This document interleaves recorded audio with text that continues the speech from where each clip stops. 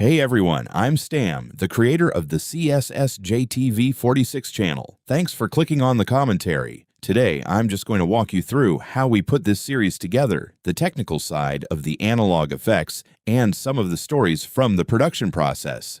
I didn't use modern CGI for this. I actually built a custom circuit bending rig to feed real raw noise into the video signal. That flickering you see, that was me manually adjusting the gain on a broadcast-grade oscillator until the image started to tear. It was very trial and error, but I think it gives it that unplugged feel I wanted for the early episodes.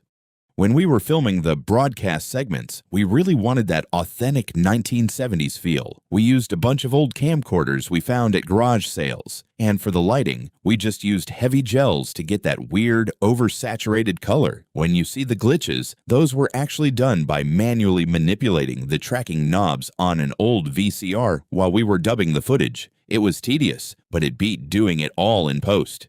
The biblical era scenes were a logistical challenge. For the early episodes, we actually pulled aesthetic inspiration from the Beginner's Bible. We loved the stylized, almost flat look of that animation. For Volume 2, we needed something grander for the correction event sequence. We ended up using specific visual cues from the Prince of Egypt movie as a base for the composition and lighting. We had to be really careful to re-render everything, so it felt like it belonged in the same universe as the 70s broadcast footage. The Voriaths were a huge challenge. To get that Skinwalker vibe, we actually filmed my friends just staring into the camera or performing simple movements. We then took those clips into post-production and heavily distorted their faces. We stretched features, played with color saturation, and layered in that hive mind aesthetic. It was all about making them look just human enough to be recognizable, but clearly supernatural and off at the same time.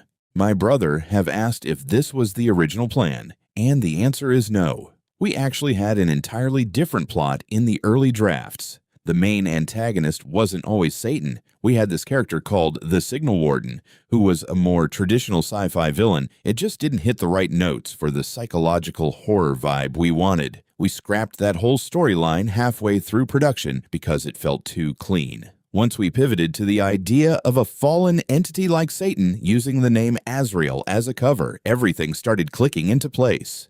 Looking back, the biggest challenge was keeping the manifestation axiological syndrome, MAS, consistent. I wanted the symptoms, the psychosis, and the paranoia to feel like a logical response to what these characters were seeing on their screens. We weren't trying to make it a creepy show, but rather a document of a collapse. I think the reason it resonates is that it feels like something you could actually find on a discarded tape in an attic. Every grain, every jump cut, and every distorted frame of Satan's censorship box was put there to make you feel like the broadcast itself was leaking into your reality. Designing the 7 employabilities of tranquility was one of the hardest parts of the production.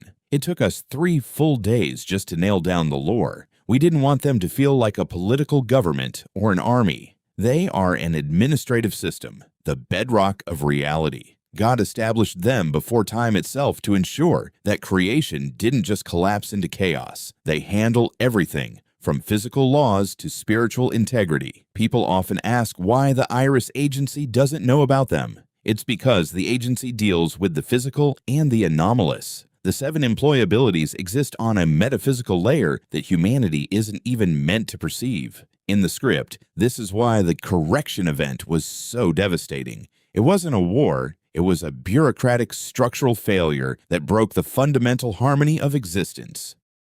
This series is ongoing. To wrap up, I want to talk about how we pulled off the analog vibe. Everything you see, the news segments, the weather reports, the alerts, was edited to simulate signal degradation. We wanted the viewers to feel like the signal was failing. When we made the Iris Agency, we wanted a big corporation feel, something that operates on a massive scale across different exoplanets, yet is totally powerless against someone like Satan. The contrast between their high-tech, interstellar research and the raw metaphysical terror of the Voriaths is what drives the series. Finally, I just want to thank my friends who helped me act this out. We were just running around, filming in the dark, and hoping people would get it. We're still going, and there's so much more of the story to tell about how the Singularity timeline continues to collapse. Thanks for watching, and stay away from your screens.